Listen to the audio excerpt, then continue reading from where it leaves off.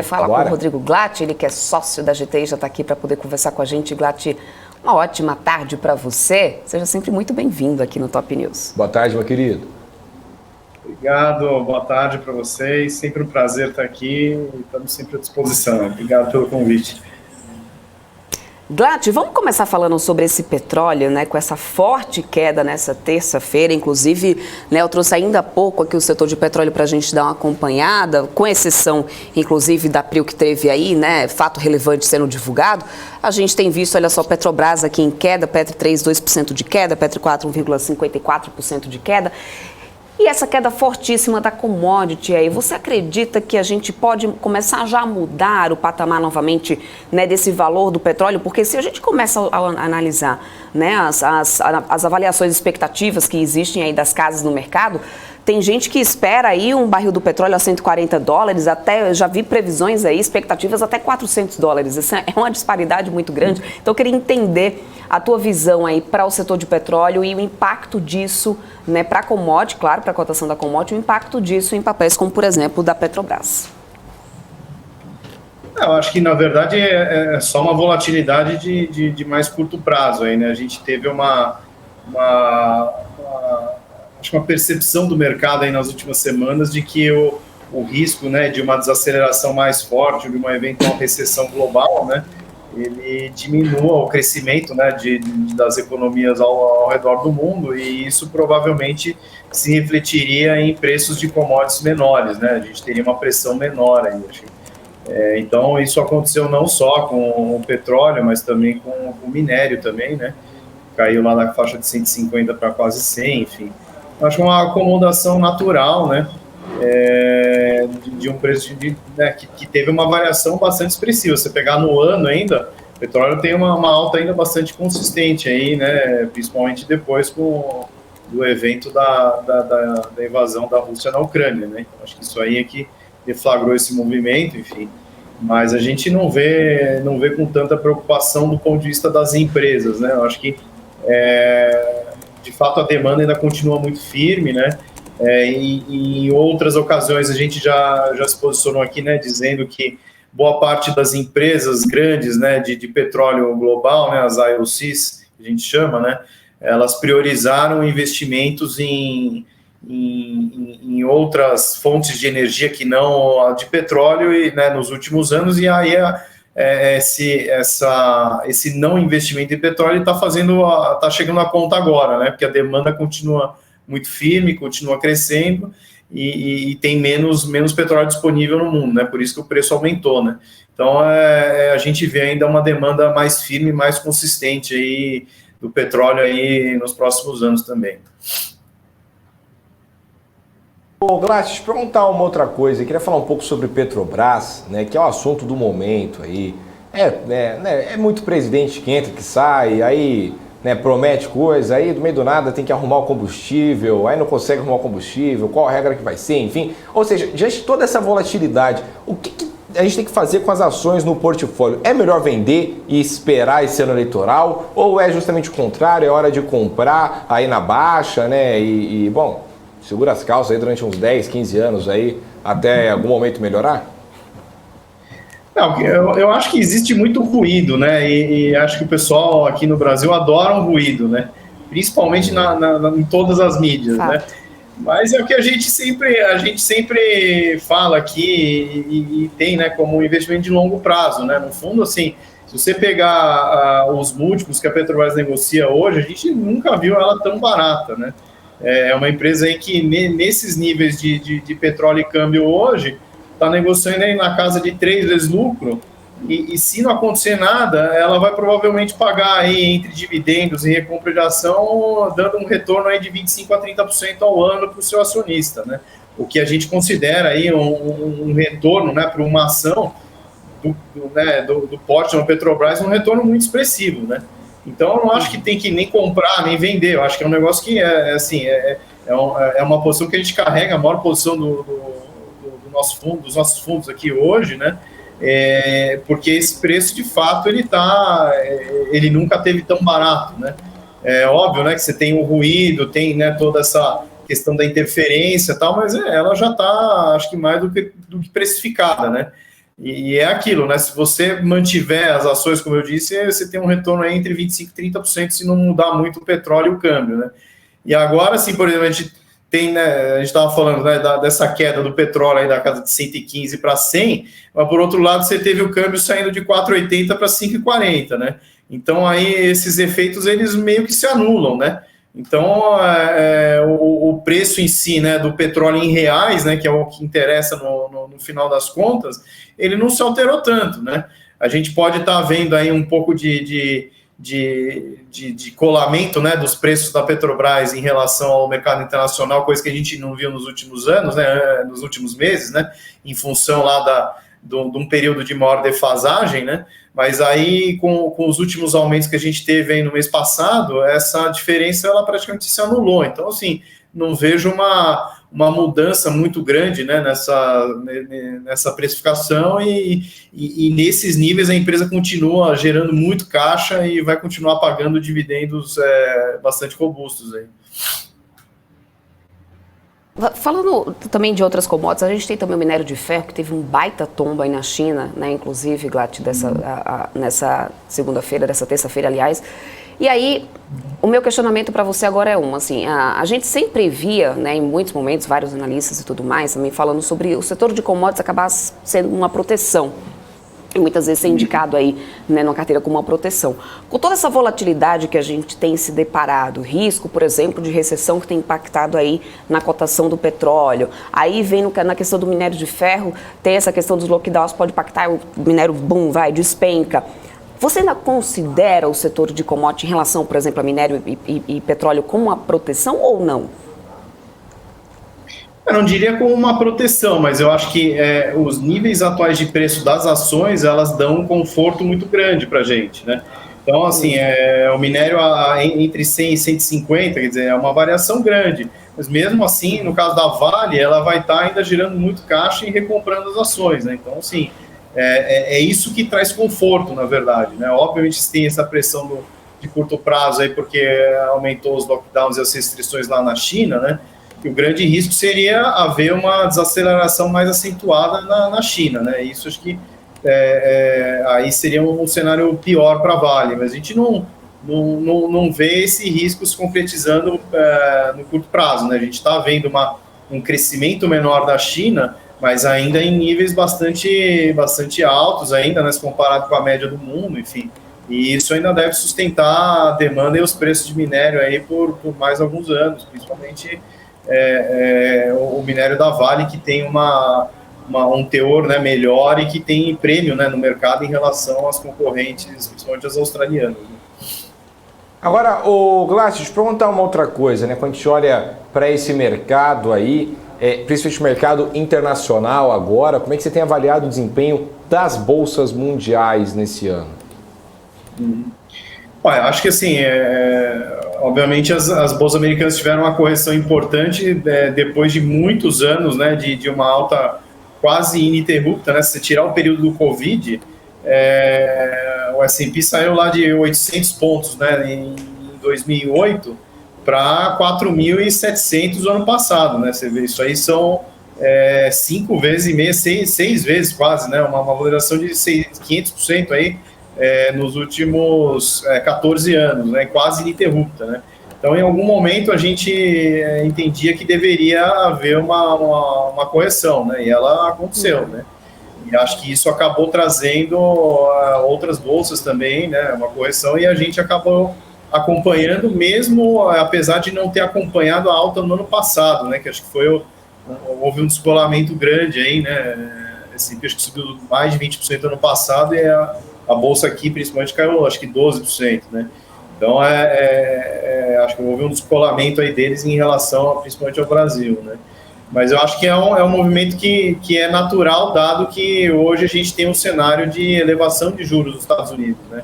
E a gente teve juro praticamente perto de zero lá por muito tempo, né? E isso aí ajudou a sustentar muito o mercado lá fora todos esses anos, né? Então, é natural que houvesse uma espécie de correção, aí, principalmente nas empresas de tech, né, no Nasdaq, enfim, que estavam negociando valuations que a gente entende que realmente não faziam o menor sentido, aí, dadas as perspectivas de de desaceleração econômica lá nos Estados Unidos e no mundo como um todo, né? Uhum. Agora, ainda falando sobre os Estados Unidos, muito se tem se falado sobre essa questão da recessão por lá, né, Glatt? E quando a gente vê dados, por exemplo, como os que saíram, né, de empregos por lá, a gente vê aí um avanço na geração de empregos, o que automaticamente faz a gente analisar que realmente o mercado está mais aquecido, mais vagas de emprego sendo geradas. Colocando isso na balança, dá para poder a gente falar que já está uma recessão? O que explicaria, na sua opinião? Porque tanto o Fed tem batido nessa tecla, né, assim como vários outros especialistas também, mas aí os números, por exemplo, no mercado dizem outra coisa? Como que você tem visto isso? Há mesmo uma recessão? Já dá para falar nisso nesse momento por lá? Eu acho que existe uma diferença de temporal aí nessa sua pergunta, né? Na verdade, a gente ainda tem visto uma recuperação do período da Covid ainda, né? Que você está falando ainda do número de empregos ainda bom. A questão é o quanto que vai ter que elevar os juros para domar a inflação, né? Que é um negócio que a gente ainda tem bastante incerteza lá fora, então não se sabe ainda que nível os juros vão parar. E, eventualmente, se tiver que fazer um aumento mais agressivo, né, dos juros nesse curto e médio prazo, eventualmente isso poderia levar a uma recessão, né? Quer dizer, então não dá para falar que a gente está numa recessão ainda, né? Mas que existe um aumento da probabilidade que isso ocorra, mas não necessariamente vai acontecer, né? Então é esse tipo de incerteza que tem dominado o mercado e que tem feito esse desempenho muito ruim das bolsas, tanto lá fora quanto aqui, né? Então é mais esse nível de incerteza, né? Eu acho que quando a gente tiver sinais mais claros de que a inflação tá arrefecendo globalmente, essa incerteza ela vai se reduzir e aí a gente vai ter um período de mais calma no mercado, mas isso ainda não está claro, né? A gente está vendo aí os últimos dados de inflação, principalmente nos Estados Unidos, eles estão indicando inflação ainda crescente, né? E ainda em níveis muito elevados, né? Estamos aí na casa de 8,5%, 9%, que é um índice que a gente não vê há 40 anos nos Estados Unidos, né? Então é esse tipo de coisa que assusta boa parte dos investidores globais, né? Perfeito. Agora, Glatt, deixa eu te perguntar uma outra coisa, né? Nesse momento de tanta incerteza, de tanta, tanta questão para trazer volatilidade, como é que você montaria um portfólio hoje, né? Isso é uma coisa que isso é uma pergunta até de um motorista de aplicativo esses dias que eu estava pegando, ele falou assim, eu te assisto, como é que eu devo montar uma carteira hoje? E eu não sabia responder para ele, porque eu falei, cara, talvez, dependendo da resposta, eu acabe te lascando. Então é melhor você assistir o programa que eu vou perguntar pro Glatt. Então, Glatt, já que você é muito mais inteligente do que eu, manda bala aí. Como é que você montaria um portfólio hoje? Eu acho que isso é o que a gente faz há muito tempo e na verdade, você tem que... o mais importante para montar um portfólio é você ter esse horizonte de mais longo prazo, né? Porque aí você elimina boa parte dessas incertezas que você está falando, né? Então, assim, quando a gente avalia as empresas aqui, a gente está olhando um horizonte de 2, 3 anos, né? Com uma convergência para um cenário um pouco melhor do que a gente vê hoje, né?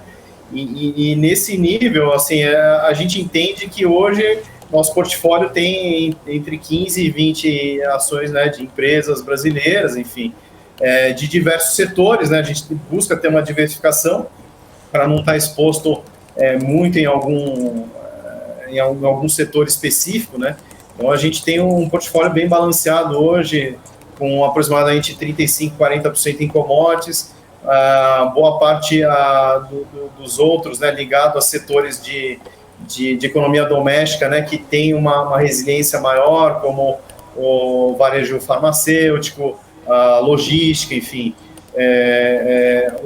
Uma diversificação bastante interessante nesse sentido para não ter, não correr esse risco, né, de você estar muito associado a essa volatilidade grande que a gente tem visto no curto prazo, né? Então a gente estuda e entende essas empresas e confia que elas vão ter uma recuperação, né, um cenário melhor aqui daqui a 2, 3 anos, né? Então, assim, e hoje, assim, depois dessa correção, né, grande que a gente teve do mercado, principalmente nesses últimos 12 meses, a gente vê não só as nossas empresas, né, mas várias outras empresas, né, que sofreram muito, né, as ações sofreram muito, mas os resultados operacionais não sofreram tanto, né? Então, essa relação, né, de preço pelo que você está levando, né, nos ativos, enfim, ela tem melhorado bastante do ponto de vista de quem investe, né? Então, acho que para resumir, eu montaria um portfólio, acho que parecido com o que a gente tem, né, entre 15 e 20 ações que a gente entende aí que tem perspectivas bastante positivas aí nos próximos anos. Uhum. Glat, voltando a falar um pouco sobre o dia mesmo aqui no mercado, eu quero trazer, deixa eu só trazer aqui o nosso monitor de mercado completo. O setor de varejo vem aparecendo aqui nessas altas do dia desde o início do pregão. Agora, inclusive, o Bovespa até zerou os ganhos, né? Virou para o negativo de novo, mais próximo ao 0-0. Mas o varejo aparecendo aqui invicto desde as primeiras horas de pregão. Magazine Luiza agora subiram mais de 11%. Aí Almer 3, Via, Natura, enfim, o bloco inteiro de varejo nessas altas. A gente não vê uma desaceleração assim tão significativa da inflação para, de repente, a gente falar numa valorização, num reflexo positivo aí no setor.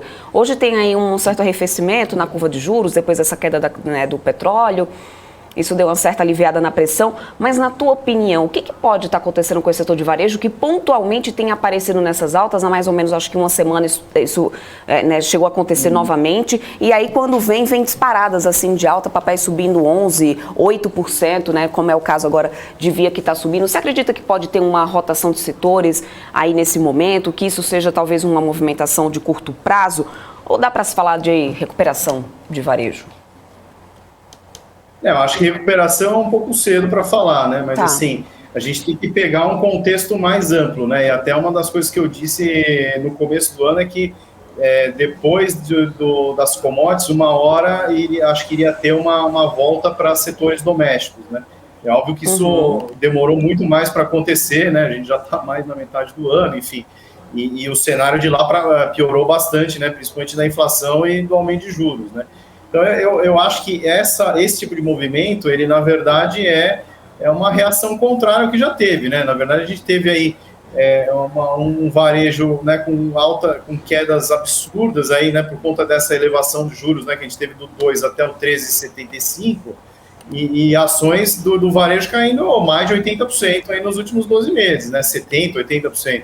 Então, eu acho que são correções técnicas, né? Eu acho que a gente está vendo... Para quem olha um pouco mais longe, quer dizer, uma hora, assim, a gente já viu alguns dados de inflação aí nas últimas semanas melhores na margem, né, índices mais baixos aí, né, mostrando um arrefecimento, enfim. Então, eu acho que, assim, à medida que a gente tiver uma diminuição dessa inflação e a gente está se aproximando da eleição, acho que na hora que passar a eleição, a gente provavelmente tem uma chance de ver alguma perspectiva de queda de juros para os próximos anos, né? Mais para frente, né? A gente está no fim do ciclo de alta, mas em algum momento a gente pode começar a precificar a queda de juros mais lá para frente, né? Acho que na metade ou em algum momento do ano que vem, né? E isso daí provavelmente vai se refletir nessas ações de varejo que são mais ligadas à queda de juros, elas vão se beneficiar mais, né? Então, enfim... No caso aí, principalmente da Magazine Luiza, da Americanas e da Via, né, que foram provavelmente as ações que mais sofreram, né? A Magazine Luiza saindo de 25 para 2, quer dizer, ela perdeu 90% do valor e aí sobe 11% e continua perdendo 85% do valor, né? É muito pouquinho, né? Mesmo subindo 11%, né? A queda é muito grande ainda. Então, assim, é um movimento técnico que eventualmente pode ocorrer aí em função de uma perspectiva um pouco melhor mais para frente. Mas, claro, eu concordo com você que ainda é muito cedo, né? E, assim, e os resultados das empresas têm piorado. A gente tem visto aí projeções aí de venda de eletrodomésticos, né, estável ou até caindo, enfim, e-commerce com crescimento praticamente zero, né? Muito diferente do que se achava 2, 3 anos atrás, né, que ia continuar crescendo num ritmo muito mais acelerado, enfim. Acho que mudou bastante coisa aí em relação a essas empresas, no cenário, né, que o mercado tinha para essas empresas aí nesses últimos 1 ano e meio, 2 anos.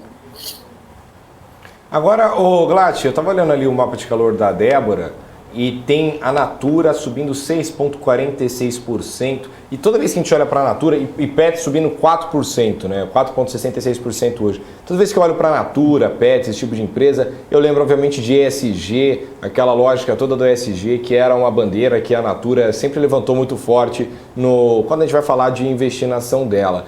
Como é que você vê o indicador ESG como personagem para você conseguir evitar essa crise atual do mercado financeiro? Você acha que a gente vai acabar vendo um desenvolvimento no mercado no próprio índice ESG, ou seja, o nosso índice ESG tendo que se remodelar várias vezes para conseguir performar bem durante essa crise e para conseguir fazer com que o investidor escape de algumas ciladas nesse meio do caminho? Eu acho que essa tônica ela já vem acontecendo há um bom tempo já, né? Acho que tem vários grupos de investidores que têm dado cada vez mais importância a essa temática, enfim. A gente, na verdade, sempre praticou esse tipo de questionamento, né, nas nossas empresas em que a gente investe, enfim, não de uma forma estruturada para o ESG, né, mas assim, a parte da governança, a própria alocação que a gente faz, a gente já levava em conta todos esses valores que o ESG ele traz hoje, né, que são rotulados como ESG, né. Então, assim, eu acho que é saudável para o mercado em ter, né, esse tipo de postura, né, de exigir das empresas, né, que elas tenham essa postura mais pró-ESG, enfim, né. E muitas delas têm feito um esforço bastante grande aí para se adequar e para pôr em prática esses valores, né. Então, eu acho que é bastante interessante, deve continuar aí, né, ao longo dos próximos meses. Eu queria só voltar num assunto também que acho que talvez não tenha falado, né, da queda, né, das empresas, das ações das empresas que a gente estava comentando, e na verdade não foi só os juros, né, eu acho que assim, a gente teve um movimento aí bastante importante nos últimos meses de resgate, né, de fundos, né, de renda variável e da indústria de multimercado, que afetou muito a precificação, né, dessas ações também. Então, na verdade, a gente não vê só esse movimento da queda em função especificamente de fundamentos, né, que a gente chama, né, de mudança no macro ou no micro das empresas. A gente teve um fluxo de resgate muito violento por causa dessa subida dos juros muito abrupta, né, que a gente teve nesses últimos anos, e aí isso acabou deflagrando uma migração, né, de renda variável para ativos de risco, né, para renda fixa. E isso acabou fazendo com que os resgates fossem muito intensos na indústria, e aí os fundos tendo que vender essas ações, eles realmente massacraram os preços de várias dessas ações, né? O caso dessas 3 de varejo que a gente estava falando, acho que é um bom exemplo. A própria Natura também, e a própria Pets também, foram empresas que tiveram aí performances bem prejudicadas por esse tipo de resgate aí da indústria nos últimos meses, tá?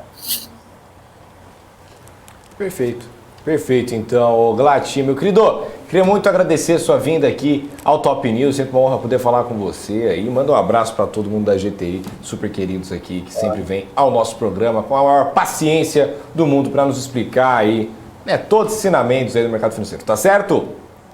Tá bom, obrigado, Rafa, mais uma vez, obrigado, Débora. Até mais. Sempre que vocês precisarem, estamos aqui. Um abraço, tchau. Tchau. Valeu, tchau. É isso aí, Rafa, vamos...